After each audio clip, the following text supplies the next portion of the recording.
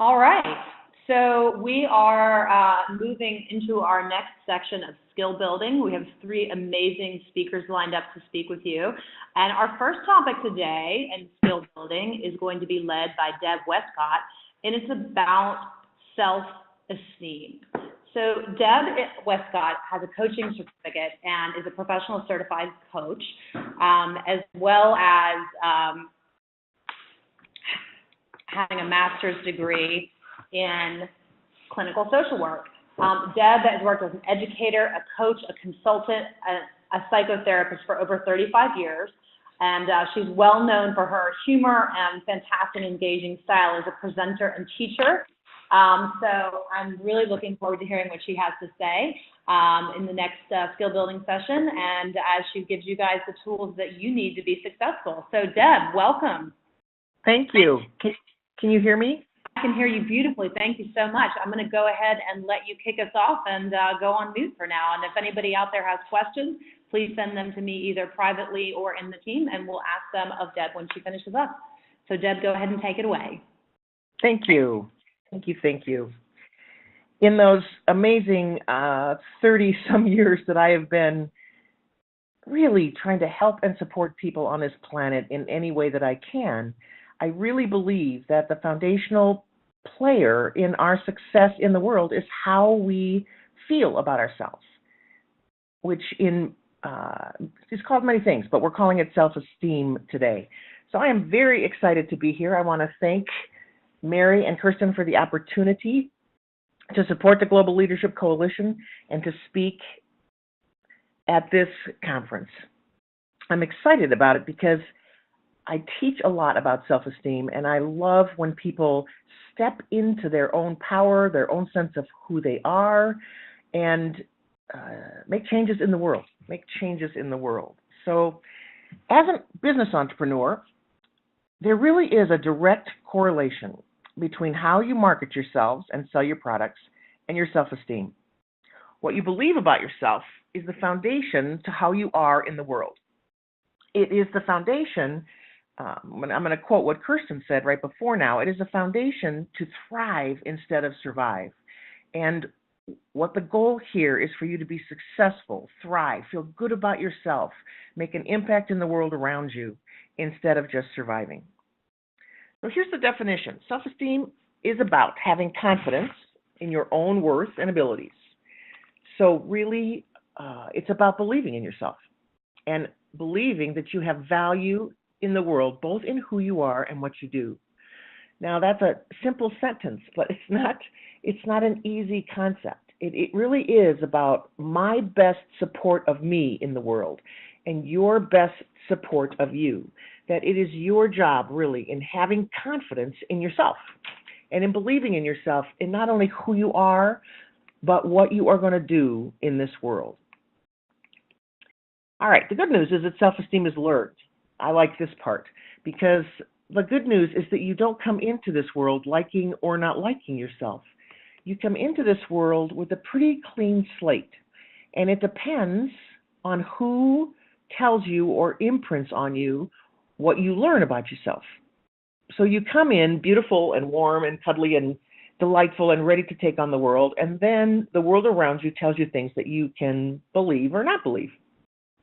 So you learn about yourself. You learn about yourself as long as you are on this planet. You are learning about yourself, and you learn about yourself initially from your parents, from your community, from your families, your friends, even school, and then definitely our life experiences.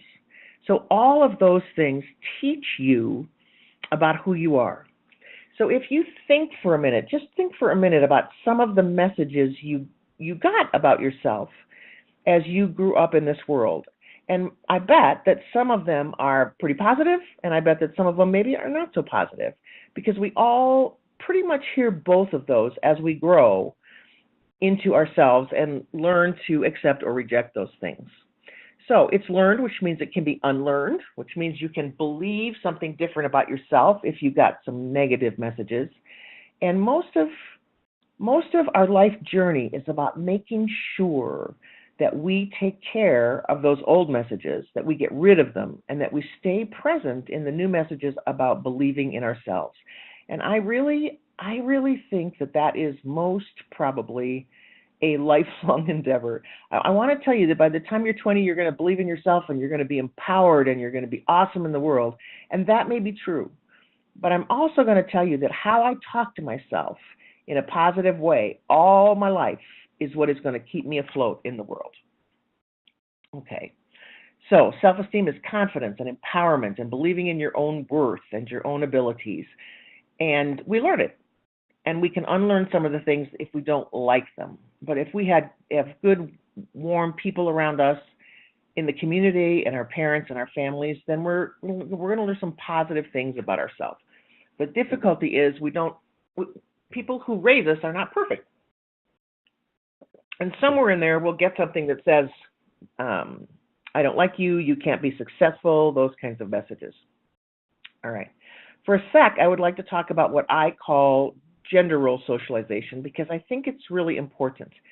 And I can only speak from my experience in this country, in the United States.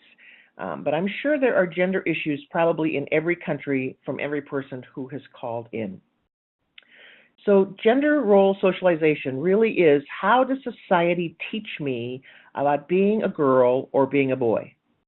And it's probably one of the most important socializations and messages we get about who we are. So it impacts our self-esteem in a big way. It might be the top impact, actually, in terms of how I see myself. So your societies and communities teach you something about being a girl or being a boy. And in this country, I'm going to use first I'm going to go broad. In this country, even though it's 2016, we still have very interesting messages about being a girl or being a boy. And it's better. It's much better. But girls grow up learning to take care of and pay attention to the other, not themselves. We still have blue blankets and pink blankets. We still treat girls and boys differently. And how we treat them, how we treat girls and boys, is then how they see themselves. So here's a personal story. I was raised by a mom and a dad. My mom was a nurse and my dad was a preacher. He was a minister. And I am, of the 5 of his children, I'm the one that speaks publicly and enjoys presenting things. And he told me when I was little that girls didn't become ministers, that only boys could become ministers. So if you think for a minute, how did that impact me in the world? It impacted me in all kinds of ways, right? He basically told me that I couldn't be something that I really wanted to be because I was a girl. So I grew up initially believing that girls weren't really skilled, didn't have a lot of talent, took care of other people instead of themselves, didn't lead the pack, so to speak. Definitely I grew up not believing that a woman could be president, which has already happened all over the world, except our country. So I grew up with a pretty solid picture of gender. Also, my mom told me about the most important thing for me in the world would be to get married and have children. So if you listen to my life, I had some pretty interesting roadblocks that happened early, and decided because of those messages, when I was in high school, decided that I was going to go to college and I was going to go to graduate school, and I might not actually get married and have children, because I wanted to find my own path. I didn't want my dad's path. I didn't want my mom's path. I didn't want what my neighbors said to me or schools said to me. I wanted my own path. And that was the point when I took charge of my own life. Now, I did get married, and I did have a son who's an extraordinary young man. But first, I got my education, and I started taking care of me and seeing me as someone different than my mom and dad taught me that I was. So girls are taught to nurture and take care of and value families, and oftentimes they're taught to not speak, or at least not speak loudly. They're taught to not be seen. So they're taught a lot of things that are hurdles that girls have to get over. Boys have hurdles, but not the same. Boys are valued a lot. The expectations for boys are very high. Boys don't learn about emotions, and they don't value emotions. And I'm not saying that being a boy is any better. Those messages can also be equally as crippling. But boys in general in my country get more support in their paths to success. So we are getting better. We are getting much better. But you have to know, including what you learned from your parents, what do you really get from around you in terms of being a boy or being a girl? Because when you become a man and a woman, you want to challenge what might not fit you. And challenging what might not fit you is really, really important. Because if I stay unaware of what I've been told about myself, I will become what I've been told about myself. And you might not want to become what you've been told about yourself. You might want to, but you might not want to. So here are some of the messages that we hear. I love you. You can do anything you want. You are smart. I support you. I will help you in what you do. And then we might hear some different kinds of messages. We might hear, you are not smart enough. You are just a girl. Or you could hear, you are just a boy. You can't do that. You aren't a good person. Stop trying to be something you are not. I don't like you because. So those may not be the exact messages, but what we get growing up is positive messages, and then we get some not so positive messages. And it's really hard to thrive in the world, to be empowered in the world, to get what I want in the world, and to do what I want to be in the world, if I still have all those negative messages swirling around me. Because inside me, I'm believing those messages. So whether you believe it or not, if you haven't challenged those messages, you are still carrying them. All right, so let's just look at some of the messages you might be carrying. Because as you get to know yourself, you can sort through these messages and you can really decide to accept or reject them. Because the messages that we want all people to believe in is that I am enough. I am empowered. I can do what I want to do in the world. Yes, there will be difficulties. Yes, there will be some roadblocks, but I am going to move forward. And the question is why? And the answer is because I believe in myself. If I believe in myself, even if no one around me is believing in themselves, I will succeed. I will work on and become who it is I want to work on and become. All right. So some of the new messages look like it, and oftentimes as you move into awareness of who you are and what you're about, you get to challenge these old messages, and I call them old beliefs and new beliefs. So for me, when I first started looking at my old beliefs, I would write them down, and right next to them, I would put a new belief. So, you can't get what you want. I would change to, I am in the world to do what I am meant to do. So, challenge that old belief of I'm not smart. Stop trying to be something that you're not. You aren't a good person, and challenge, just straight out challenge those beliefs with something in a positive light. Now, sometimes those beliefs are really strong. And when you put a positive belief on the other side of that, it doesn't feel real. But what we know in research, in education, that if you say that new belief enough, you will start experiencing a different way of being with yourself. So when you value yourself and you say it out loud, or you say it to yourself every day, those new beliefs will take over and you will start rejecting the old beliefs. So you will have things like, I am empowered in the world, I will reach my goals, I believe in myself, and I am a good person. I picked those four because I think that they're really, really powerful. And sometimes, sometimes in the world, at 64 years old, I am still saying those things to me because I will hit a setback or I will feel some kind of rejection, and I'll go back into those not fun beliefs that make me not feel good about myself. So even at my age, I have to say, wait a minute, Deb, wait a minute. You are a good person. You can believe in yourself. You are empowered to change the world. That matters to me because I have spent most of my life helping people change and grow. That's what my background in social work is about, and helping organizations change and grow to be healthier. So in organizations, I help in authentic relationships and people having empathy for each other and caring about each other, because I believe that support also supports self-esteem. And I cannot be in an authentic relationship unless I believe in myself, unless I know myself, unless I just like myself, because that, again, is the foundational piece. So one thing you could do is old beliefs and new beliefs. And those are pretty powerful. And I think the clear message I want to give you is that you have to challenge any negative belief you are carrying. You have to challenge it. And you have to replace it with something that takes care of you and that supports you. All right, 2. I use something called affirmations. So affirmations are just really strong statements about me, affirming me in the world, instead of me saying things like, well, Deb, that was stupid, or that didn't go well, or really, were you really good when you presented to those people?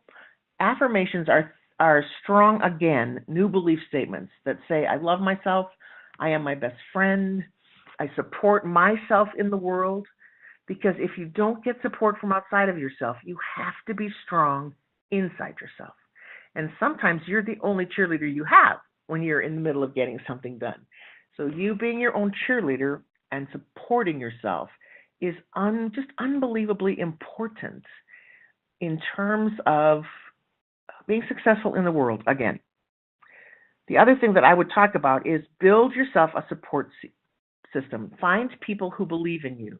Yes, we need people who challenge us, but we need people around us that believe in you and really want to help you succeed. That is the base of what Mary Simmons is doing, I think, in her Global Leadership Coalition.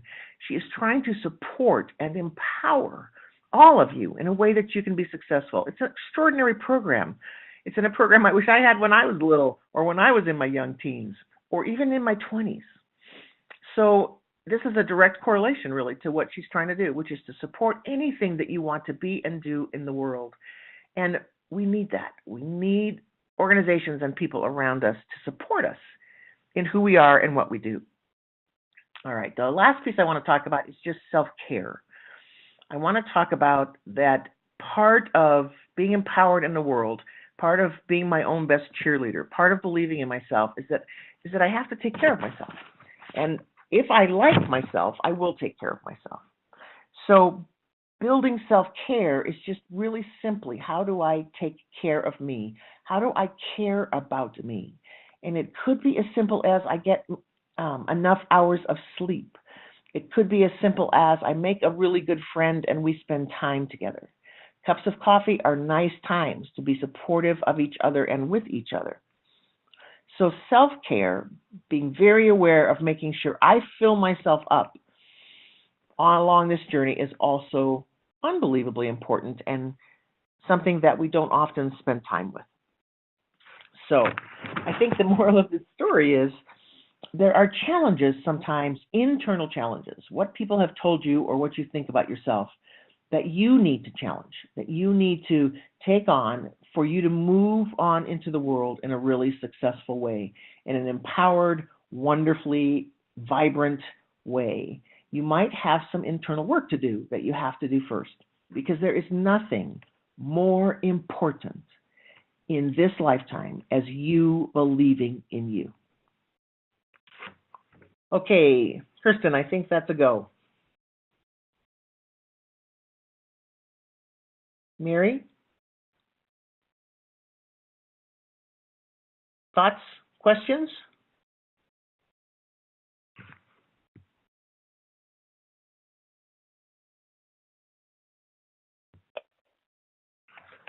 All right, I'm going to talk a little bit more because I don't know where they are. All right, so I wish that you had questions of me, because this is not easy work. This is work that is challenging, but it is also the most important work you will ever do, and that's that I believe in myself. And yes, it's important that other people believe in myself, but I believe in myself. And because of that, I am going to impact the world around me, and I am going to be successful. Okay. I think it might be time for questions.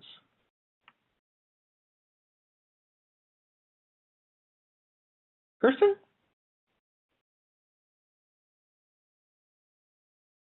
All right. Let's see. What kind of questions do I think I would get? It's not easy, but it's important. It's important that you do this work so that you can do the work you want to do in the world. And it's good work. Are you there, Kirsten? Hey, yes. Can you hear me now? Okay. Yeah, good. Great. So the the next question is coming in from the team in Grenada. One of the entrepreneurs there is focusing on some youth, on youth as part of their target group, and they're really interested in some of the things that you've talked about and trying to make sure that in their business they can counteract some of these things that have happened to give these youth some low self-esteem in the first place. So I guess their question really is about, what are the main causes of that low self-esteem that happen, and then how can they, as a business owner that's interacting with them, work to counteract that in what they're doing. And this particular business is actually around an athletic sport that's training young children. So I think there seems like there's a lot of great opportunity there. What would you recommend?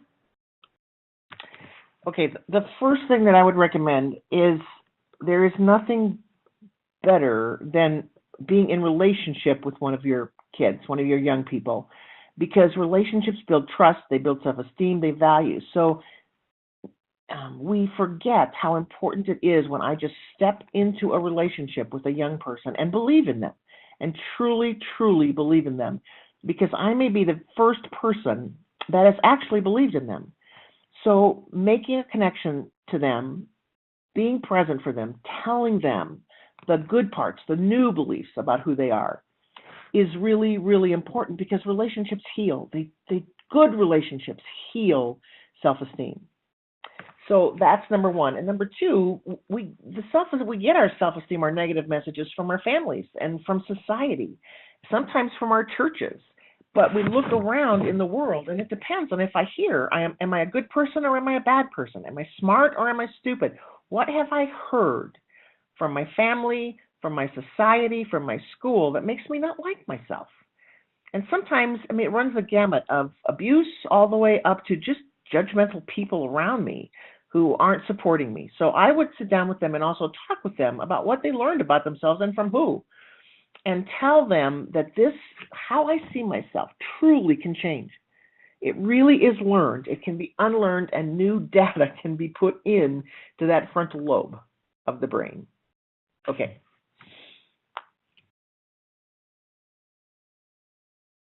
Are you back, Kirsten?